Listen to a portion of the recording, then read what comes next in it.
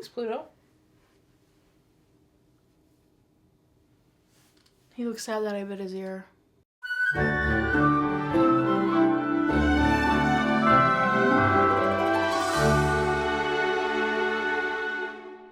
Welcome back to Every Disney Movie Ever. My name is Jess and I'm watching Every Disney Movie Ever. Today I'm going to talk about Snow Dogs. Snow Dogs is a 2002 theatrical release, directed by Brian Levant, cinematography by Thomas E. Ackerman, editing by Roger Bondelli, music by John Debney, and it's written by Jim Koof, Tommy Swerdlow, Michael Goldberg, Mark Gibson, and Philip Halperin. Brian Levant is best known for the new Leave It to Beaver, The Flintstones,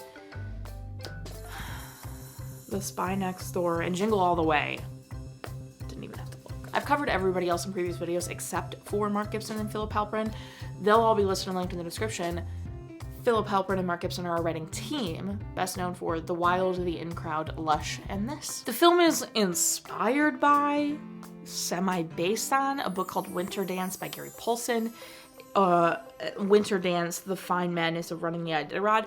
And it is a memoir, so it's like non-fiction. It's non-fiction. It's true events that happen to Gary Paulsen. I'm not even gonna do a book summary because I can tell you right now they are nothing alike. First and foremost, doesn't run the Iditarod. Not even the Iditarod in the movie. It's some Arctic challenge or something or other. Second, he doesn't live in Minnesota. He lives in Miami. He's a dentist. It's literally like they read the book and went, oh, we should just do a movie about a dude that's racist sled dogs. Literally that's what they did because nothing is the same. He buys a better team of sled dogs and starts taking them out and racing them and kind of enjoys it and tells his wife, hey, actually, I think I might want to run the Iditarod. And she's like, okay, cool. And then he does, and I don't remember where he places, but it takes him 17 and a half days to run the Iditarod. That makes sense. And then he gets diagnosed with coronary heart disease. It's nothing like this movie. I don't even know how they got off saying that. It's maybe so they didn't get in trouble. Literally, it's not the same at all. I would have never, if I had read this book, I suppose if I had read the book, maybe there's a couple of details they took then because I am only reading the summary and it sounds nothing like the movie. But if I had read the book and then I saw Snow Dogs, I'd just be like, oh, hey, 2 things about sled dog racing. That's it. The film stars Cuba Gooding Jr., James Coburn, Joanna Bacolso, Nichelle Nichols, and Cisco.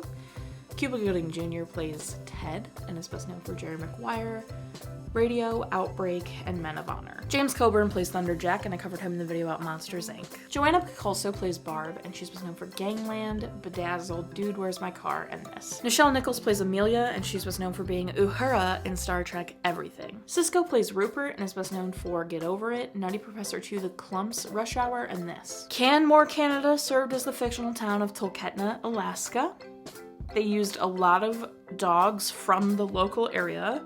The animatronics were provided from Jim Henson's Creature Shop, and the Secret Lab did the special effects. Had a $33 million budget, made $115 million in the box office, which was actually very good. Got a 25% on Rotten Tomatoes. Not great. I watched this movie a lot as a kid. It was in the same phase as Inspector Gadget and 102 Dalmatians, and if that doesn't tell you what kind of movie this is, I don't know what else will, because it is very Inspector Gadget-y, with a little bit more heart like 102 Dalmatians, except it's kind of shallow. I'll get there in a minute. I wanted to start with the biggest positive thing that I took away from the movie, which was representation. The film, I would say, stars 4 people, 4 main characters. Only one of them is white, and that's amazing, and I'm going to leave that at that. There are 2 parent deaths in the film. Ted has lost his dad, his adoptive father, and then he also lost his biological mother. So a whopping 2 parent deaths in this movie. This movie is dumb. I want it to be more so badly because it's got such interesting potential.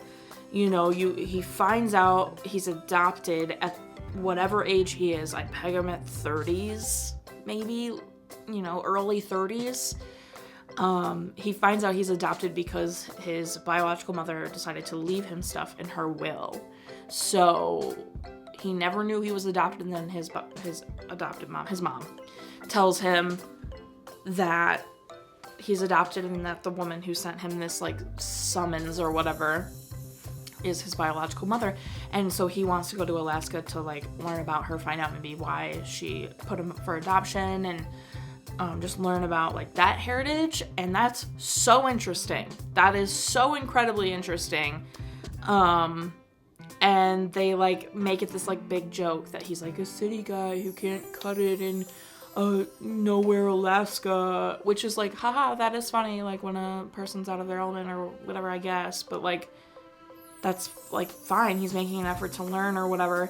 And then, like, they try to throw in, like, I hate, my friends and I endlessly talk about how, mainstream Hollywood, mainstream entertainment always is like, oh, all we have to do is put a man, woman on screen and they're in love. We don't have to make any effort.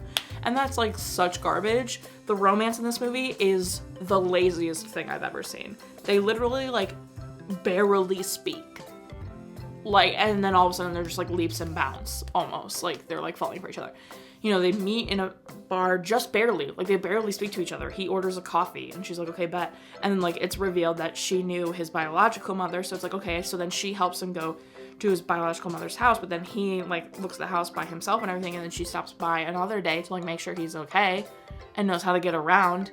And then, like, they have a conversation, and then she's like, oh, I thought we could, like, I could take you on a picnic because you don't know anybody. And I loved Lucy. And his biological mom. And he's like, no, I'm doing this thing. And she's like, okay, fine. And then she helps him a little bit with the dogs. And then it's like, all of a sudden, like, after that, they're, like, kind of a thing and in love. And I'm like, why is it so lazy? Like, why do they think just because there's a man and a woman on screen that, like, everyone's like, oh, yep, they're in love. They're gonna be together forever. Like, no effort. Nothing that we get to see that makes them fall in. Like, it's just garbage. It's so lazy. Like, if you're gonna have them fall in love, show me the reason that they would love each other, because right now it's just he's a man and she's a woman and she knew his biological mom and he's nice. Stupid. I think what bothers me a lot about this movie is the potential that it could have been. It could have been some beautiful story about him, like, finding something out about himself. Like, he likes to be a dentist, obviously, but finding out, like, he can rough it, or, I don't know, it could have been such an amazing character study of himself. Like, it could have been so good, and they just, like, made it a big jokey movie, which, like, not to say there aren't funny jokes. Like, Cuba Gooding Jr. did a really great job. Like, some of his physicalness in some of the jokes were so good. And I know Cuba Gooding Jr. is a phenomenal actor. Hello. Who doesn't know that? So, like, he definitely could sell everything that they were throwing at him. And the dogs did so well. The dogs were so cute. The special effects to make them wink or smile or not or whatever, stupid, so unnecessary. But I get it. You know, it was definitely for kids that were my age at the time. You know, I was 7 I was 8.